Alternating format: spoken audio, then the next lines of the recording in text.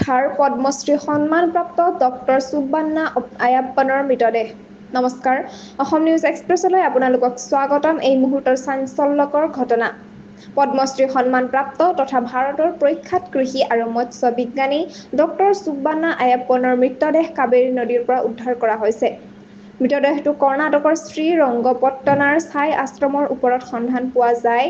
পুলিচে জনোৱা মতে, শনিবাৰে আবেলি কাবেৰী নদীত এটা অজ্ঞাত মৃতদেহ দেখা পোৱাৰ পিছত ঘটনাস্থলীত গৈ তেওঁলোকৰ দ্বাৰা মৃতদেহটো উদ্ধাৰ কৰা হয়। ঘটনাস্থলীৰ ওচৰত ডক্টৰ আয়াপ্পনৰ স্কুটাৰখনো পৰিত্যক্ত অৱস্থাত পোৱা যায়। ডক্টৰ আয়াপ্পন মিছ'ৰ বিশ্বেশ্বৰ নগৰ শিল্পাঞ্চলত নিজৰ পত্নীৰ সৈতে বাস কৰি আছিল। তেওঁ কেইবাটাও দিন ঘৰলৈ নফেৰাৰ পৰা পৰিয়ালে বিদ্যাৰণপুৰম থানাত এটা নিখোজৰ অভিযোগ দাখিল কৰিছিল।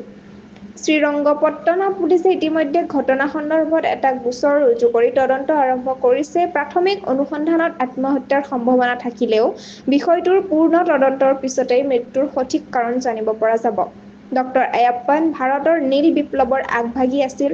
মৎস্য আৰু কৃষি খণ্ডত তেওঁৰ অসামান্য অৱদানৰ বাবে 2022 চনত তেওঁক পদ্মশ্ৰী সন্মানেৰে সন্মানিত কৰা হৈছিল। তেওঁৰ মৃত্যু বৰ্তমান বিজ্ঞান জগতৰ বাবে এক ডাঙৰ ক্ষতি।